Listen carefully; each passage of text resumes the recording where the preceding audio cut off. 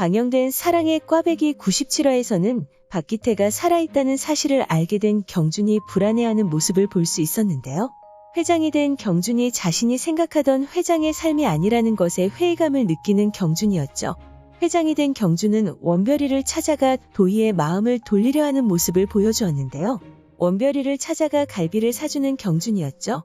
그룹 회장이 갈비 무한리필 가게에서 갈비를 사주는 모습이 약간은 웃긴 광경이었는데요.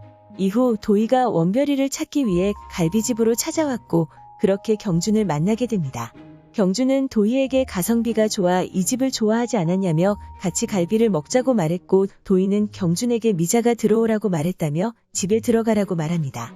그 말을 들은 경준은 도희에게 함께 들어가서 원별이와 함께 살자고 말했고 도희는 그러겠다 말하는데요. 자신과 원별이는 좀 이따 들어가겠다며 경준에게 먼저 조동만과 황미자의 집으로 들어가라는 도희였죠. 그렇게 본가로 돌아온 경준에게 조동만과 황미자는 박기태가 살아있다는 사실을 알려주는 모습을 볼 수 있었습니다. 그 사실을 들은 경준은 당황하며 불안해하는 모습을 보였는데요. 그런 경준에게 회장 자리를 포기하고 자수를 하라고 권하는 조동만과 황미자였죠.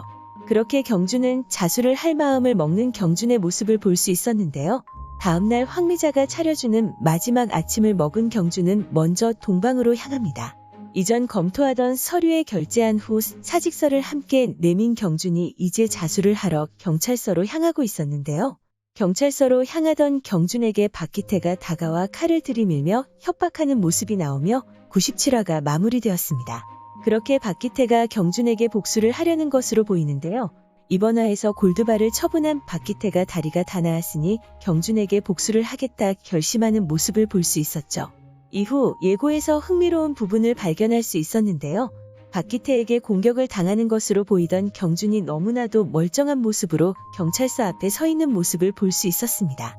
경준이 지금 경찰서에 있겠네라는 황미자의 대사가 나오며 경준이 경찰서 앞에서 미묘한 표정을 지은 채 서 있다가 들어가는 모습을 볼 수 있었습니다.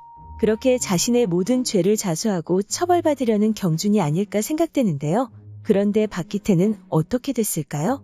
제 생각으로는 경준이 박기태를 처리하고 그 죄마저 자수하는 것이 아닐까 생각됩니다.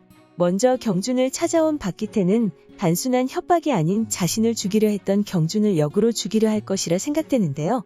그렇게 박기태와 경준의 몸싸움이 시작될 것이라 생각됩니다. 격렬한 몸싸움 중 박기태에게 밀리는 모습을 보여주는 경준일 것이라 생각되고 결국에는 박기태가 경준에게 칼을 들이밀 것이라 생각되는데요.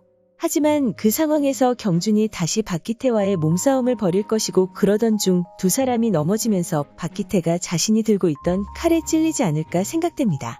그렇게 박기태가 자신이 들고 온 칼에 찔려 죽음을 맞이할 것이라 생각되는데요. 이후 자신이 박기태를 죽였다는 사실에 당황하는 경준의 모습이 나올 것으로 보이죠. 이후 경찰서를 찾아가 모든 사실을 밝히며 처벌받으려 하는 경준이 아닐까 생각됩니다.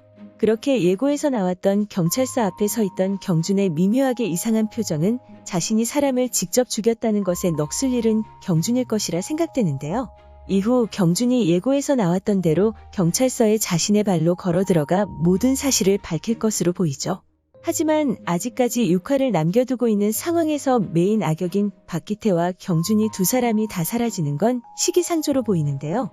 아마도 끈질긴 생명을 가지고 있는 박기태가 죽지 않고 살아있는 것이 아닐까 생각됩니다. 자신의 죄를 모두 밝힌 경준이로 인해 박기태의 시신을 경찰이 찾아 나서지만 박기태는 사라지고 없었고 그로 인해 박기태가 죽지 않았다는 사실을 모두 알게 될 것이라 생각되는데요. 과연 경준과 박기태의 상황은 제 생각대로 전개될까요? 오늘 준비한 영상은 여기까지입니다. 시청해주셔서 감사합니다.